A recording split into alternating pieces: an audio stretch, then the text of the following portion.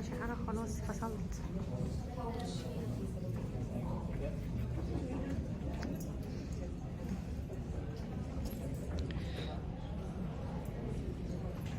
Here is Khaled. Khaled is 10-year-old boy. Like any children, he liked playing football, running, or even playing with his friends. One day, he was diagnosed with osteosarcoma, and unfortunately, he lost one of his legs. So, this had a very impact on him. Physical impact, he had a great asymmetry, degenerative joint disease, and physiological impact, and emotional impact.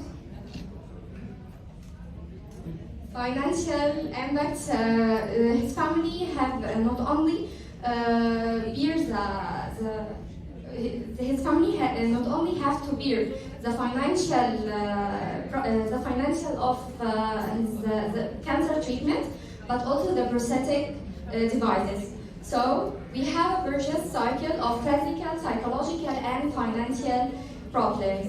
And about the childhood limb loss, here we have two major classifications: etiological causes and anatomical one. Etiological causes may be congenital, acquired, and anatomical one may be longitudinal or transverse. Khaled was diagnosed with longitudinal acquired limb loss due to osteosarcoma. A study showed that 89% of the children who went through an amputation and wore prostheses reported wearing the prostheses for most of the day. So, what is a prothesis? Prothesis is derived from Greek words. Pro means instead of, and thesis, replacing. So, it's simply defined as replacement of all or part of a diseased or damaged organ by an artificial device. And there are several forms of prosthesis according to the organ that replaced. For example, the eyes and heart and joints prosthesis. But the type we are going to discuss today is the advances in limb prosthesis. Regardless of the type of limb prosthesis and level of the amputation, they have basic components. Which are socket, suspension, structure, and level-specific component that's called a terminal device in upper limb. And in our journey of rehabilitation of amputees, we should put in our consideration that the amputation level and condition of residual limb and the development of the child. In addition, it's important to highlight that the average period of prosthesis training is from 18 days to 8 months. And despite of milestones that prosthetics have reached, they still have many drawbacks. Firstly, the exercise training program needs repeated training, which is difficult for the child. Secondly, it's worth to say the rejection rate is from 16 to 66, and the causes include lack of individualization and age-appropriate activities, limitation of sensory inputs, and difficulty in control and functionality. Alright, so a prototype system was designed to help people experience the use of prosthetic hands in a virtual environment by employing the Serious Games for Health approach. Now, if you're wondering what Serious Games is, it is a genre of gaming that was primarily designed for a purpose rather than entertainment. We want to show you just a video example of what we're talking about.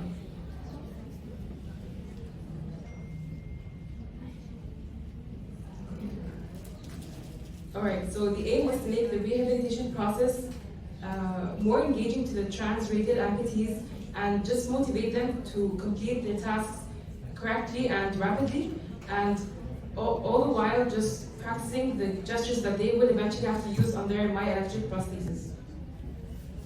The virtual scene displayed a room set up with 4 stations, namely the free play area, walls, box, shelving, and brick stacking, which were arranged in an anti-clockwise manner, and each station had an increasing difficulty. A prosthesis prosthetists and occupational therapists were consulted to mimic the tasks that were used in the rehabilitation training. The study sample size included 34 non-amputees with variable exposures to virtual reality, and there were also 2 transrated amputees who were considered case studies for the work. Case study 1 is the current user of the Pediatric Prothesis and has a 1-hour past exposure of virtual reality, whereas case study 2 is his counterpart with no past knowledge of Pediatric Prothesis and no virtual reality experience. The participants were given time to get used to the virtual hand at the free play area, and once they were comfortable, they proceeded to the other 3 stations. This was repeated for 2 more rounds after feedback was given for improvements. There was an overall average improvement of 38.26% in non-amputee candidates, whereas with the trans-rated amputees, there was a similar, if not slightly greater improvement, which was calculated to be an average of 38.3%. The participants expressed how the simulation of the prosthetic control was realistic, and they appreciated that it incorporated full body movements, as well as that the tasks were relevant to the daily tasks performed in real life. So basically, what VR does that it stimulates the muscle to cause continuous and sustained contractions, which eventually enhances the neural system. Several studies have shown the effectiveness of virtual reality systems in enhancing pre-prosthetic training and rehabilitations. These studies included that VR systems help imbalance control of child limbs, in addition to help balance their weight distribution. In addition, let's be honest, VR is more engaging and fun for children to deal with. Game-based approaches were introduced as a very available and more low-cost solution. And by the way, it can be performed at home. Last but not least, clinical researches show that virtual reality systems increase the children's motivation for prosthetic training, and thus decreasing the time needed for prosthetic rehabilitation. Do you remember our friend Khalid?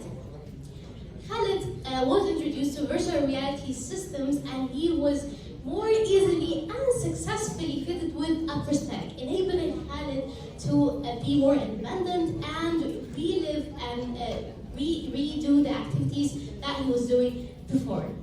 And isn't it the goal that we want to reach? Thank you so much for your attendance, and thank you very much, Dr. Antoine, for your continuous support.